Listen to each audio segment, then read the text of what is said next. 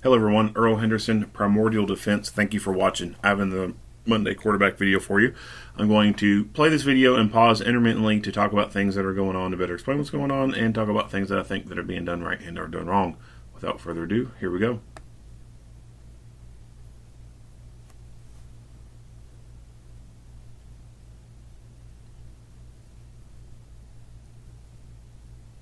This following critical incident briefly involved information very event Los Angeles fire and investigation analyze acts or no. The image uses graph 8th 2021. Watch. Viewer discretion is advised.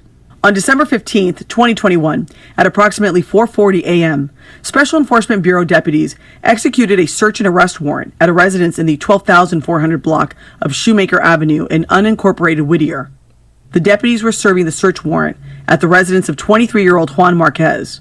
Marquez was wanted in connection with an assault with a firearm which occurred in the city of Norwalk on October 31st, 2021. Upon execution of the warrant, deputies approached the front door of the location. Deputies announced their presence and ordered the residents to open the front door. After knocking several more times and making announcements, deputies saw several occupants of the residence moving inside the front room. They refused to open the front door, and two of the occupants suddenly ran towards the rear of the residence. The deputies forced open the door, and as they were positioned at the threshold to make entry, Marquez emerged armed with a handgun. Marquez pointed the handgun at the deputies, at which time a deputy-involved shooting occurred. Marquez then moved behind a couch inside the location, again pointed the handgun at the deputies, and a second deputy-involved shooting occurred.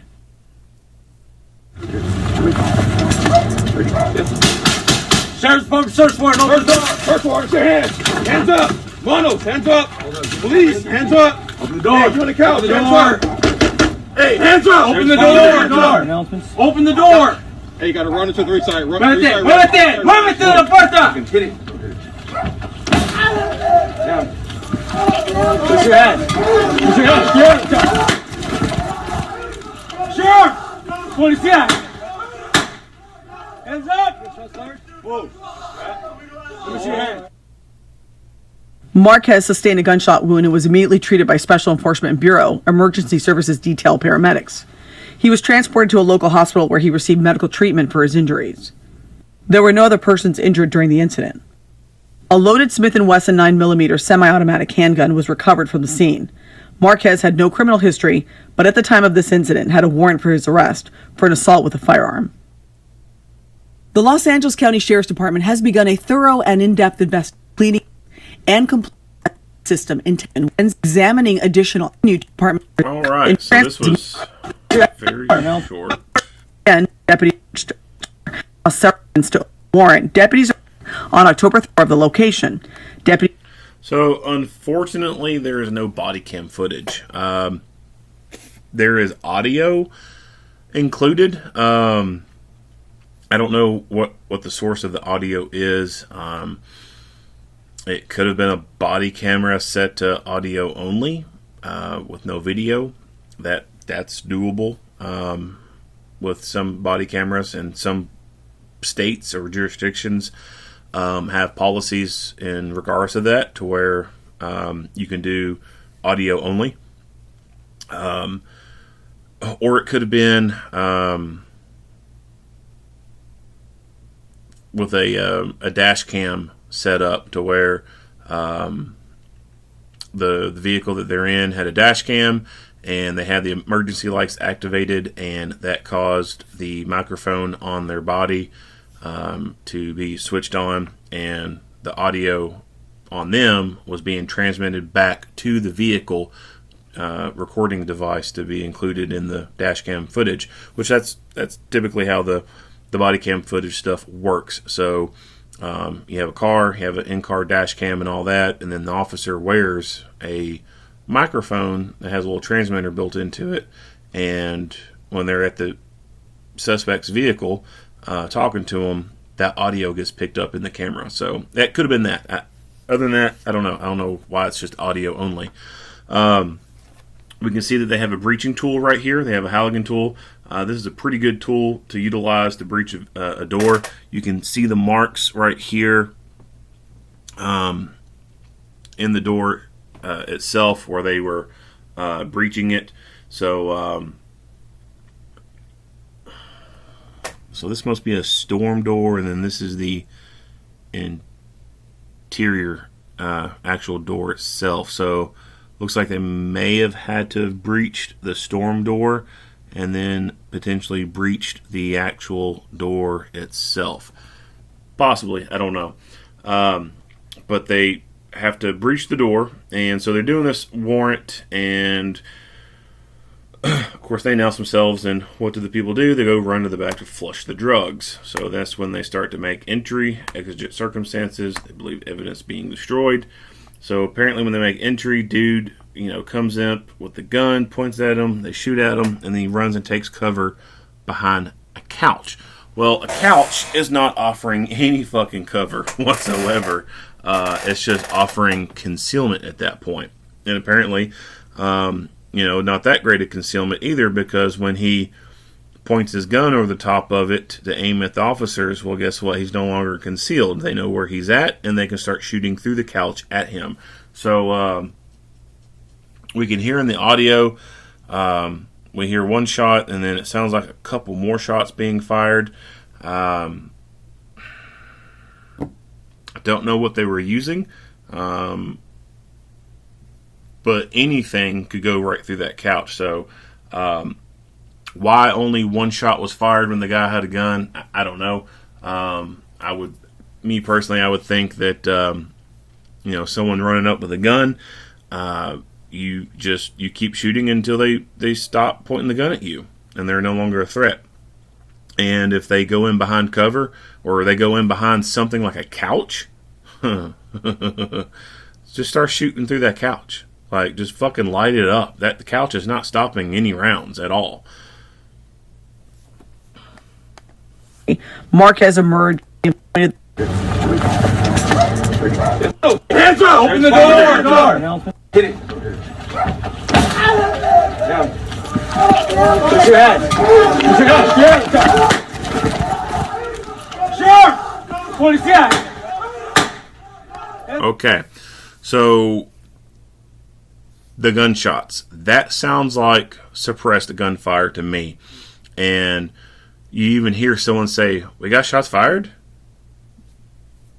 So that tells me that they have suppressors on their guns. And when you add a suppressor to a gun, it doesn't completely silence it like what the movies depict. Like that don't happen. They are not super quiet.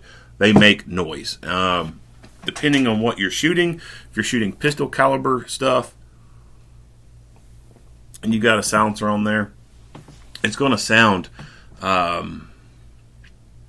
like a freaking paintball gun or like a nail gun. Like you ever hear people working on a roof putting shingles up or something, they got a nail gun, it's like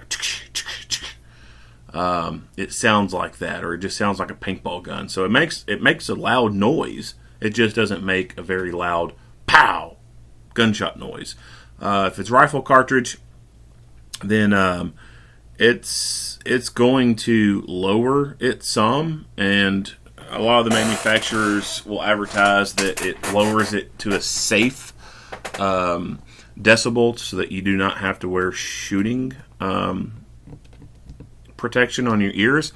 I still think it's a good idea to wear ear pro when shooting suppressed rifles, because it's still loud enough to where the constant sound of it being around it a lot could cause some damage. The benefit to suppressors, being on like patrol rifles or a home defense rifle or something like that, is a few rounds in a fight is not going to be like the end of the world hearing damage for you.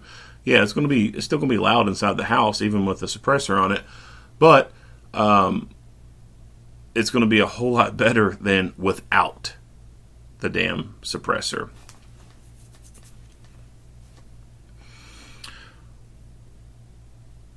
So I think they're shooting suppressed guns.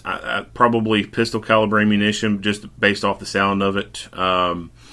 Could have had something like MP5 or something, or I don't know. I have no idea what they could have had, but I don't think it was a suppressed rifle. Could be wrong. Could be a suppressed rifle.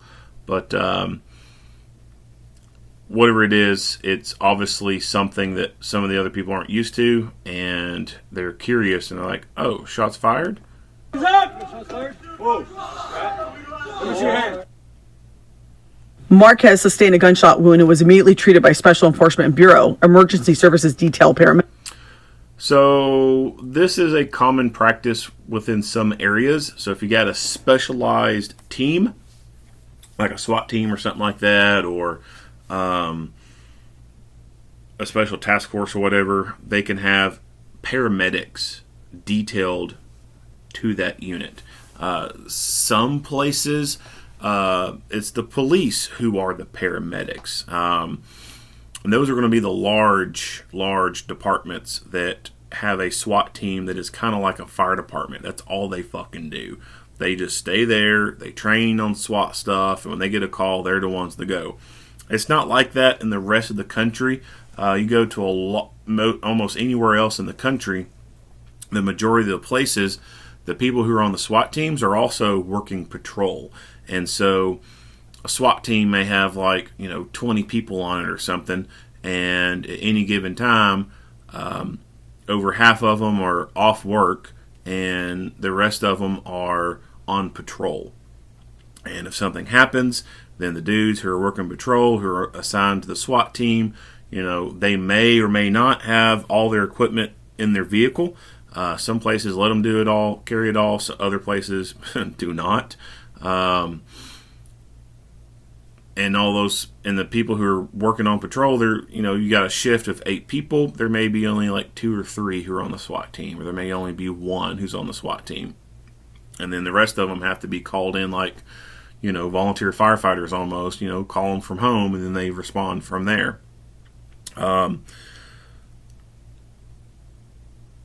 Some of those who are like that, they may have some more advanced first aid training or something like that, but those typically will not have people who are at the paramedic level. Typically it'll be those teams that are full-time guys who may have a couple dudes who are trained up to a paramedic level.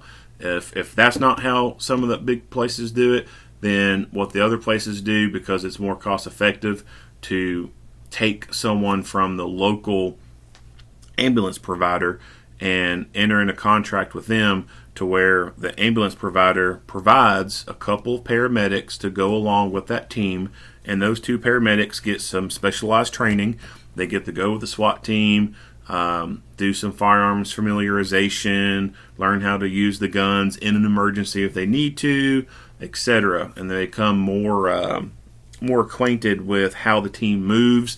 They'll go on movements with them to understand noise discipline and light discipline and stuff like that. That way they're not fucking giving away the position if they're having to do a little sneaky through somewhere. And then if something happens, those people who are detailed to that team can go in there and start providing some higher level of pre-hospital care. So that's what that sounds like to me, is they just got a couple paramedics from the local ambulance provider, and they're contracted to be with that team.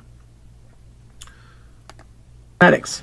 He was transported to a local hospital where he received medical. Loaded Smith & Wesson 9mm semi-automatic handgun was recovered from the scene. Marquez had no criminal history. So he has no criminal history, so it's very plausible that he was actually able to go out and buy this gun himself. That doesn't always happen with the criminals. A lot of the criminals have extensive criminal backgrounds. They have felony convictions in their backgrounds, and they're unable to buy firearms from a gun shop. So a lot of times what these guys will do is the guns that they come into contact with or in possession with, they are oftentimes stolen, and they either steal them themselves or they just buy them from someone on the street who has stolen them. Or they get family members who don't have felony convictions to go out and buy a gun at a gun store and then give it to them. That's typically how the criminals with felons get their guns. A lot of them are stolen. And the easy way for these guns to be stolen is straight out of a vehicle. Sometimes a vehicle that's unlocked. Yeah, you heard that right. An unlocked vehicle with a gun in it sitting in the middle console that doesn't even have a fucking lock on it. It happens more times than what you think. A car is not a fucking holster. I'll say that again. A car is not a fucking holster. There's no good reason for you to be leaving your fucking gun in your damn car. You need to be carrying the damn thing on you. All you assholes who leave your fucking guns in the car on a regular basis, you're increasing the odds of criminals becoming armed, and becoming armed with good guns. If you're going to leave your gun in the car, put it in a locked glove box or put it in a safe that is anchored to the vehicle. So this gun has a laser on it. That's pretty typical with the street crowd. They are all about some fucking beams. And that's what they call them. You know, I got the beam on there, bro. I got that beam, bro.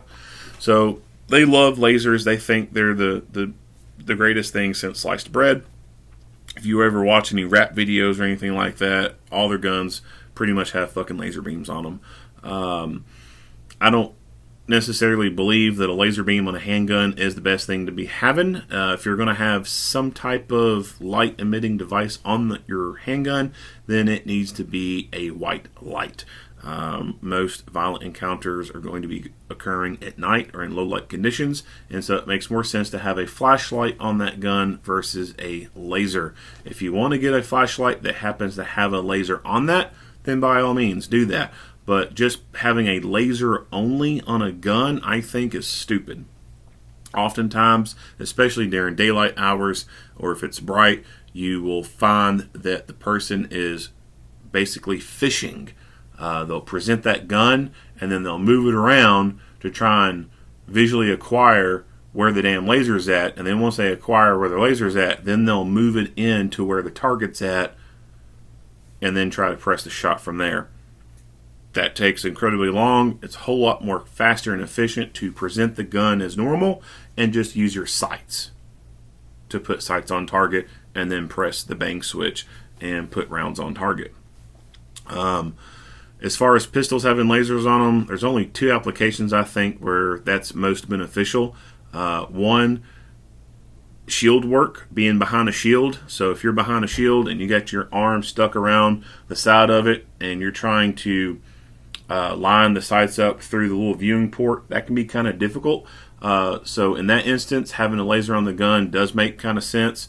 And then aside from that, the only other useful application for lasers on handguns would be with nighttime shooting under night observation devices and having an infrared laser on that pistol. Those are only two instances where I'd recommend a laser on a pistol. Otherwise, white light is what you need on a pistol. That's about it for this video. Nothing else to say. If you like what you hear and see, go ahead and give me a like and a share. If you haven't already, hit that subscribe button and stay tuned for more Monday quarterback videos. Earl Henderson, Primordial Defense. Thank you for watching.